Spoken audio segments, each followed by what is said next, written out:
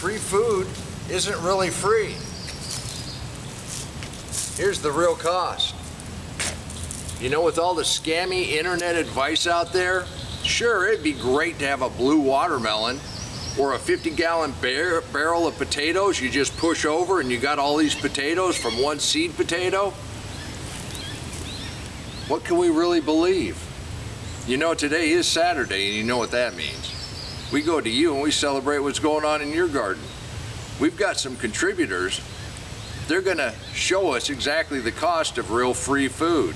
Before we get to that, there's several things we've talked about.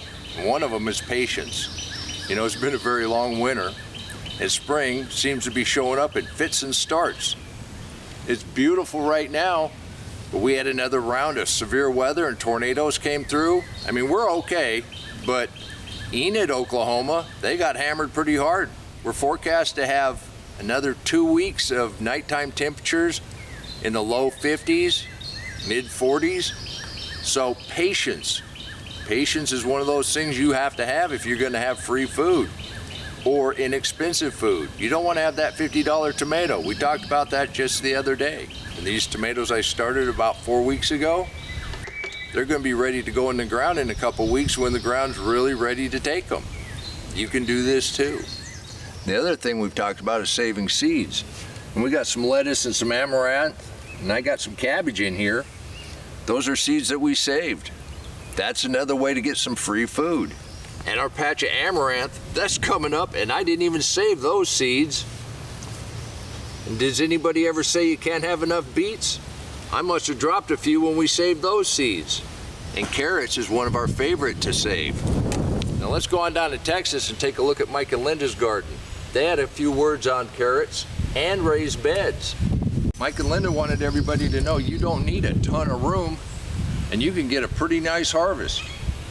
Letting a couple carrots go to seed year after year allows you to have free food. Mike, Linda, that's exactly what we've been talking about. Saving seeds lowers the cost of your gardening and provides free food. But not only that, you've demonstrated with your mixed deep mulch how you can save water, maintain that temperature in the soil, and you never have to buy another bag of fertilizer.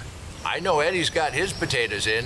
Let's go ahead and take a look at his new garden that he's just now starting from scratch.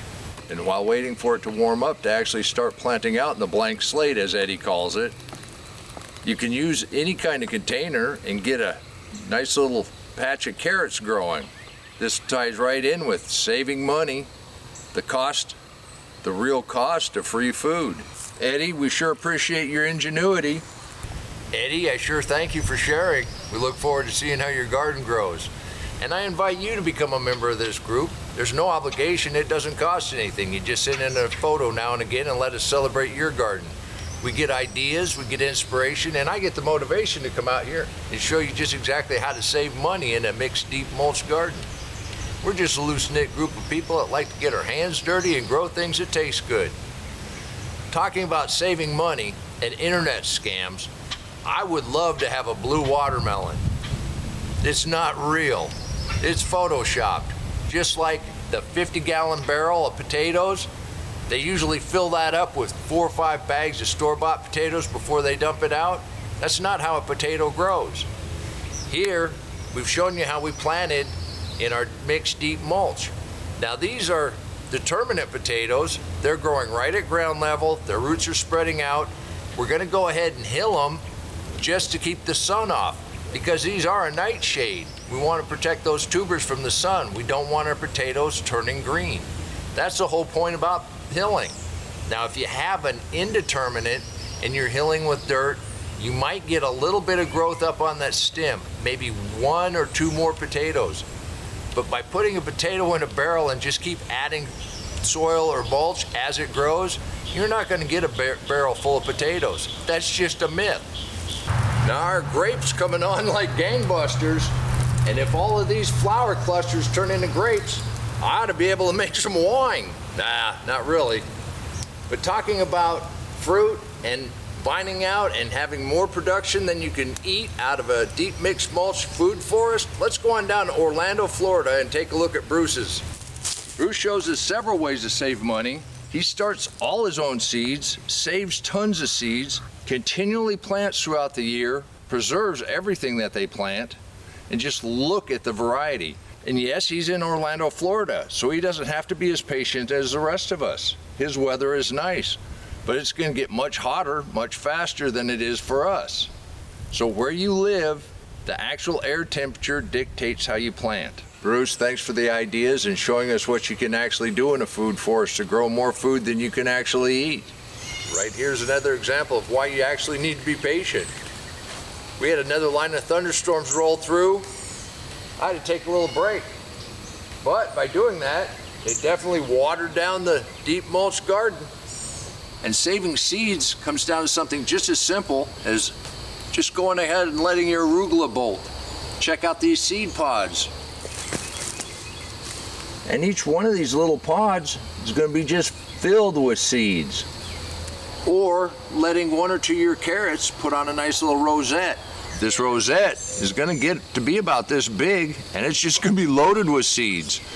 And that's why I've got carrots growing everywhere, because I don't have to be stingy with how I plant my carrot seeds. Or letting your cilantro go, and then you'll have coriander. And even with this cilantro going to seed, I've still got new cilantro that's coming up from last year's seed. I've only planted a very few things so far this year. Our forecast is showing 50s to 40s at night for the next couple weeks still. Sweet potatoes don't like that kind of temperature. Tomatoes and peppers, they're just going to sit out here with cold feet. We talked about that just the other day. So I'm trying to be patient, but we are greening up pretty nice.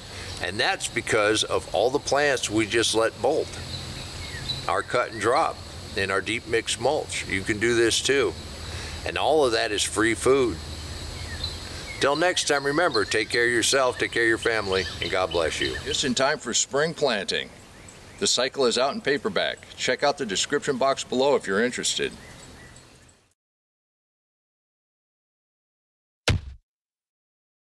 Come on, let's plant.